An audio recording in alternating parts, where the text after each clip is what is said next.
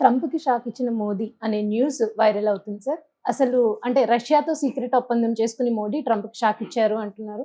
ఆ Russia secret ఒప్పందం ఏంటి సార్? అంత షాక్ ఫీల్ అయ్యే అంటే ట్రంపే షాక్ ఫీల్ అయ్యేటంత విషయం ఏముంది అందులో?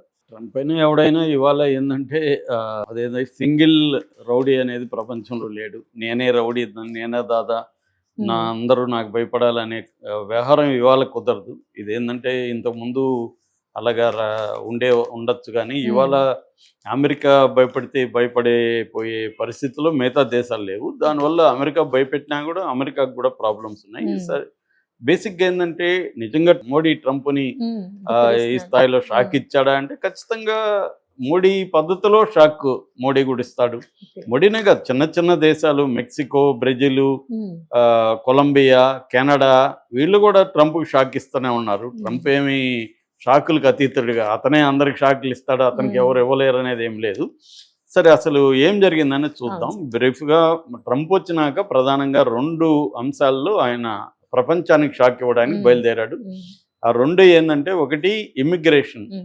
వలసలు. అమెరికా అంటేనే ఎక్కువ మంది వలసలు వెళ్ళి అక్కడ అమెరికాలో ప్రతి ఒక్కరికి ప్రపంచంలో కల ఏందంటే అమెరికన్ డ్రీమ్ అంటారు. అవును సార్. అమెరికాకెళ్ళి డాలర్‌లో హ్మ్. అమెరికన్ డ్రీమ్ అంటే నథింగ్.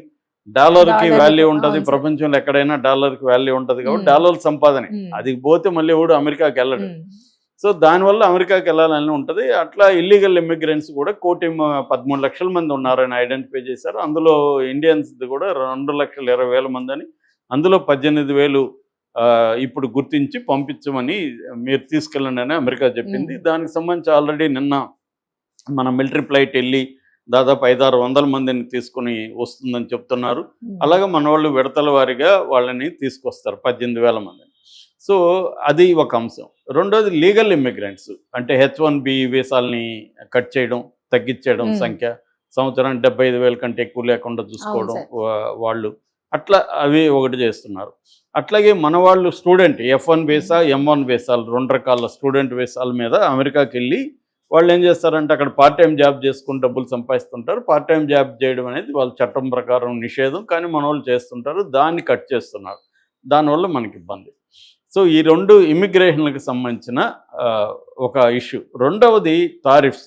టారిఫ్స్ ఏందంటే 2 రకాలైన కారణాలతో టారిఫ్స్ పెడుతున్నాడు. ఫస్ట్ కారణం ఏందంటే, అమెరికా అనేది ఇంపోర్ట్ ఓరియెంటెడ్ కంట్రీ. హ్మ్. ఇంపోర్ట్‌ల మీద ఎక్కువ డిపెండ్ అయిన కంట్రీ అమెరికా. హ్మ్. ఎందుకంటే వాళ్ళ డాలర్లు వాల్యూ ఎక్కువ కాబట్టి, వాళ్ళు పండించేదానికంటే ఇంపోర్ట్ చేసుకుంటే వాళ్ళకి చీప్ అనమాట. అవును సార్. అందుకని వాళ్ళేం చేస్తారంటే, కూరగాయల దగ్గర నుంచి, హ్మ్. ఎలక్ట్రానిక్ గూడ్స్ నుంచి, మిలిటరీ విడిభాగాల నుంచి అనేక సేవల్ని, గూడ్స్ అండ్ సర్వీసెస్‌ని ఇంపోర్ట్ ఇంపోర్ట్ చేసుకుంటది. చేసుకుంటారు. దానివల్ల ఏం చేస్తున్నారంటే, అమెరికాలో ఉండే మ్యానుఫ్యాక్చరింగ్ సెక్టర్ దెబ్బతింటుంది. అంటే హ్మ్. ప్రపంచవ్యాప్తంగా అనేక దేశాల నుంచి ఇంపోర్ట్స్ అనేవి ఫర్ ఎగ్జాంపుల్ ఆహ్, మనం గూడా ఇంపోర్ట్ చేస్తున్నాం హ్మ్. అమెరికాకి. కాకపోతే మన ఇంపోర్ట్స్ అనేవి తక్కువ. ఎక్స్‌పోర్ట్‌లు ఎక్కువ. అవును అమెరికా సార్. నుంచి మనం ఇంపోర్ట్ చేసుకునేది ఎక్కువ. హ్మ్. 18% మన టోటల్ ఇంపోర్ట్స్‌లో అమెరికా నుంచి వస్తున్నాయి. హ్మ్. ఎక్స్‌పోర్ట్‌లో అమెరికాకు మనం తక్కువ. కానీ చైనా ఎక్కువ. హ్మ్. చైనా అనేది ఏంటి, ఎక్స్‌పోర్ట్ ఓరియెంటెడ్ హ్మ్. కంట్రీ. అమెరికాకి రివర్స్. వాళ్ళు ఎక్స్‌పోర్ట్‌ల మీద హ్మ్. డిపెండ్ అయిన అవును ఎకానమీ సార్. ఉన్న కంట్రీ అది చైనా. సో, ఇప్పుడేమైందంటే అందువల్ల ఇతను ఏం చేస్తున్నాడంటే, ఈ అమెరికా నుంచి వేరే దేశాలు తీసుకుంటారు కదా! వాళ్ళు టారిఫ్స్ చేస్తున్నారు. ఫర్ హ్మ్. ఎగ్జాంపుల్ అమెరికా నుంచి మనం ఇంపోర్ట్ చేసుకునే దాని మీద మనం సుంకాలు విధిస్తున్నాం. అది ట్రంప్‌కి కోపముంది. అందుకనే ఇండియాని టారిఫ్ కింగ్ అని, టారిఫ్ అబ్యూజర్ అని రకరకాల పేర్లతో పిలిచాడు. హ్మ్. దీంతో ఇప్పుడు ట్రంప్ ముందు నుంచి కూడా ఏందంటే, టారిఫ్స్ నేను విధిస్తాను. టారిఫ్ అనే పదం నాకు డిక్షనరీలో మోస్ట్ ఇంపార్టెంట్ పదం హ్మ్. అని అతను ప్రకటించాడు. ఐ లవ్ టారిఫ్స్ అని అనేక సార్లు చెప్పాడు. సో, టారిఫ్స్ విధిస్తానని చెప్పాడు. ఇదొక కారణం. టారిఫ్స్ విధించడానికి ఆర్థికపరమైన కారణాలలో హ్మ్. ఇదొకటి. రెండవది, అమెరికాలో డ్రగ్స్ యూజ్ అనేది విపరీతంగా ఉంటది. అందువల్ల ఈ అమెరికాలో డ్రగ్స్ వల్ల దాదాపు ఫర్ ఎగ్జాంపుల్ 2023లో 1,07,000 మంది చనిపోయారు అమెరికాలో. ఈ డ్రగ్స్ హ్మ్. ఓవర్‌డోస్ హ్మ్. Of drug usage. అందులో 70% ఫెంటానిల్ అనే ఒక డ్రగ్ అనమాట. ఈ ఫెంటానిల్ సప్లై చేసే దేశాలు లేదా డ్రగ్స్ సప్లై చేసే హ్మ్. దేశాల మీద కూడా సుంకాలు విధిస్తాను, మీరు గాని అది ఆపకపోతే అనేది కూడా కారణం అన్నమాట. సుంకాలు విధించడానికి బ్రాడ్గా ఈ 2 ప్రధాన కారణాలు. సో ఈ ఫెంటానిల్ ఎక్కడెక్కడ నుంచి, కెనడా నుంచి వస్తుంది, చైనా నుంచి వస్తుంది, మెక్సికో నుంచి ఇంకా ఫెంటానిల్లే కాదు క్రిమినల్స్ కూడా అక్కడికి వచ్చేస్తున్నారు. అక్కడ లాటిన్ అమెరికాలో డ్రగ్ కార్టెల్స్ అంటారు. దీని మీద సినిమాలు, వెబ్ సిరీస్ చాలా వచ్చాయి. ఈ డ్రగ్ కార్టెల్ వాళ్ళకి ఇదే పని, డ్రగ్స్ని పండించడం, దాని మీద అమెరికాకి పంపించడం. ఎందుకంటే అమెరికా డాలర్లో డబ్బులు వస్తుంది కదా. సో ఇలాగా చేస్తుంటే ట్రంప్ ఏం చేస్తున్నాడంటే, దీన్ని కట్ చేయాలంటే మీరు కార్టెల్స్ని కంట్రోల్ చేయండి, మా దేశంలోకి డ్రగ్స్ని రానివ్వకుండా మీరు బాధ్యత వహించండి అనేది పెడుతున్నాడు. ట్రంప్ వైపు చూసినప్పుడు ఇదంతా కరెక్టే. ఎందుకంటే ఆయనకి అమెరికా ఫస్ట్ అనే పాలసీ, మగా అంటారు. మగా అంటే మేకింగ్ అమెరికా గ్రేట్ అగైన్ అనేది ఆయన థియరీ. కాబట్టి అమెరికా ప్రయోజనాలు దృష్టిలో పెట్టుకొని ట్రంప్ కొన్ని నిర్ణయాలు తీసుకున్నాడు. అది మంచిదే. దానివల్ల అమెరికాకు కూడా కొన్ని సైడ్ ఎఫెక్ట్లు ఉంటాయి. అది కూడా ట్రంప్ అడ్రస్ చేశాడు. టెంపరరీ కొన్ని ప్రాబ్లమ్స్ ఉంటాయి. ఎందుకంటే ఇప్పుడు ఇంపోర్ట్ల మీద ఆధారపడిన దేశం సడన్గా ఇంపోర్ట్ల మీద ట్యాక్సులు పెడితే ఆల్టర్నేట్ ఇప్పుడు కూరగాయలు ఉన్నాయి. For example morning breakfast bread తింటారు. బ్రెడ్లో వాడే వీట్ ప్రధానంగా కెనడా నుంచి వస్తుంది. ఫ్రూట్స్ మెక్సికో నుంచి 70% ఫ్రూట్స్ అమెరికాకు వస్తున్నాయి. ఇలాగ రకరకాలుగా ఫుడ్ దగ్గర నుంచి అనేక డైలీ లైఫ్లో అనేక గూడ్స్ ఇంపోర్ట్ చేసుకోవాలి. ఇప్పుడు ఏం చేశాడు ట్రంప్ రాగానే, మెక్సికో మీద 25%, కెనడా చైనాల మీద 10% ట్యాక్స్ పెట్టారు. ట్యాక్స్ పెట్టే కాడికి వాళ్ళు 2 రకాలుగా స్పందించారు. ఒకటేమో వాళ్ళు కూడా బెదిరించారు, మేము కూడా మీ వస్తువుల మీద ట్యాక్స్ వేస్తాము, అవన్నీ బెదిరించారు. అయితే అదే సమయంలో చర్చలకు కూడా చెప్పారు. అంటే ఫర్ ఎగ్జాంపుల్ మెక్సికో మేము ఒక $10,000 ఎంతో ఖర్చు పెట్టి ఇక్కడ బార్డర్లో కార్టెల్స్ని వీటిని అన్నిటిని ఆపుతామని చెప్పారు. కెనడా కూడా మేము దానికి ఒక పాలసీ రూపొందించి బార్డర్లో కంట్రోల్స్ పెడతామని కెనడా చెప్పింది. చైనా ఏమో ఒక పక్క బెదిరించింది, రెండో పక్క చైనా కూడా చర్చలకి రెడీ అయింది. ఇలాగా వచ్చేసరికి ట్రంప్ కూడా ఒక అడుగు వెనక్కి తగ్గి ఈ ఆంక్షల్ని, ఈ టారిఫ్స్ని 1 month బ్రేక్ ఇచ్చేశాడు. నిన్ననే అనౌన్స్ చేశాడు 1 month బ్రేక్ ఇస్తున్నాను. అంటే ట్రంప్కి కూడా ఏంటంటే, ట్రంప్కి కూడా దీని కాన్సిక్వెన్సెస్, ఇప్పుడు నేను నిన్ను బెదిరిస్తే నీకొకటికే నాకు కూడా నష్టం ఉంటుంది అనేది ట్రంప్కి తెలియక కాదు, తెలుసు. అతని పేరే ట్రాన్సాక్షనల్ ప్రెసిడెంట్ అంటారు. అతన్ని ట్రాన్సాక్షన్స్ని ఎలా నడపాలి, వ్యాపార లావాదేవీలను ఎలా నడపాలి, సక్సెస్ఫుల్ వ్యాపారవేత్త అతను.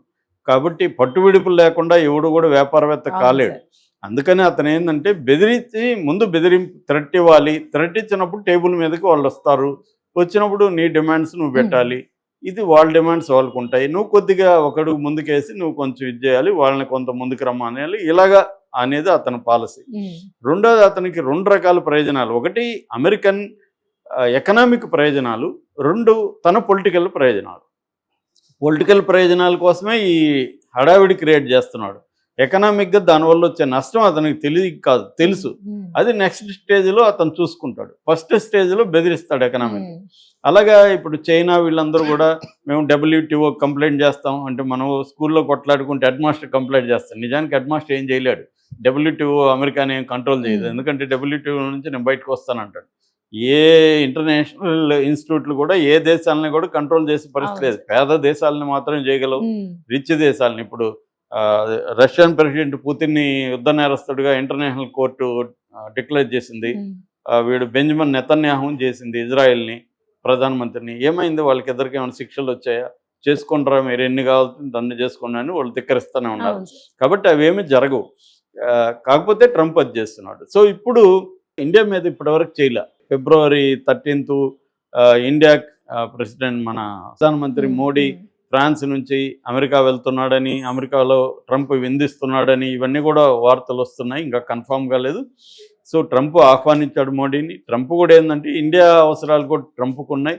ఇండియా ఫర్ ఎగ్జాంపుల్ మన ఎక్స్పోర్ట్లలో 70% ఎక్స్పోర్ట్లు, అమెరికాకి చేసే ఎక్స్పోర్ట్లలో 70% సాఫ్ట్వేర్ రిలేటెడ్ సేవలు, వస్తు సేవలు.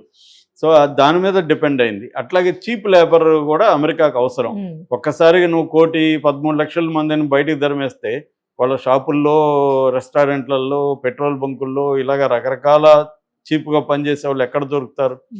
అవన్నీ ట్రంప్కి తెలియక కాదు. అవేంటంటే ముందుకు బెదిరించడం, తనకు కావాలని పనులు చేసుకోవడం, ఈ హడావిడి పొలిటికల్గా డ్రామా ఆడడం ఇవన్నీ అతను చేస్తున్నాడు. అయితే దీనివల్ల డిస్టర్బ్ అయితే ఇండియాకి కూడా అవుతుంది. అందుకని ఇండియా ఏం చేస్తుందంటే పోలీలేటరల్ ఒప్పందాలు అనే దానికి తెరదీసింది ఇండియా కూడా. ఒక పక్క ట్రంప్ని మంచిగా ఉంటూనే కొన్ని మొన్న బడ్జెట్లో కూడా అమెరికా నుంచి ఇంపోర్ట్ చేసుకున్న వాటి మీద సుంకాలు తగ్గించింది ఇండియా. కొన్ని రకాల వస్తువుల మీద సుంకాలు తగ్గించింది. ఎందుకంటే టు ప్లీజ్ ద ప్రెసిడెంట్ బాబు మేము తగ్గిస్తున్నాం, మా మీద నువ్వు వేయకు అని చెప్పడానికి కోసం.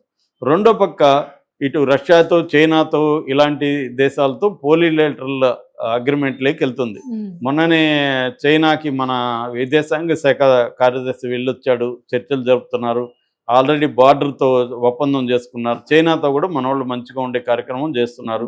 అట్లాగే రష్యా ఇప్పుడు ఎందుకు రష్యాతో సీక్రెట్ ఒప్పందం వచ్చిందంటే రష్యాకు సంబంధించిన పార్లమెంట్ స్పీకర్ ఇండియాకి వచ్చాడు నిన్న. వ్యాచెస్లావ్ ఒలోడిన్ అని ఆయన ఇండియాకి వచ్చాడు అనమాట.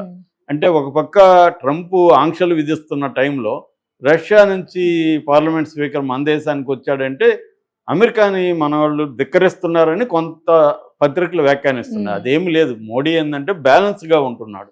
అమెరికా మీదనే డిపెండ్ అవ్వకుండా చైనా ప్లస్ పాలసీ అంటారు. చైనా కాకుండా వేరే దేశాలతో ఎలా ఉండాలి, చైనాతో మంచిగా ఎలా ఉండాలి. ఇప్పుడు ఒక్కొక్కసారి ఏమవుతుందంటే ఇందాక కూడా నేను ఎన్డీటీవీ ప్రాఫిట్ డిస్కషన్ చూస్తా ఉన్నా. సో ఎకనామిస్టులు కూడా రెండు రకాలుగా చెప్తున్నారు. ఈ ట్రంప్ చర్యలలో కొన్ని విషయాల్లో ఇండియా నష్టపోతుంది.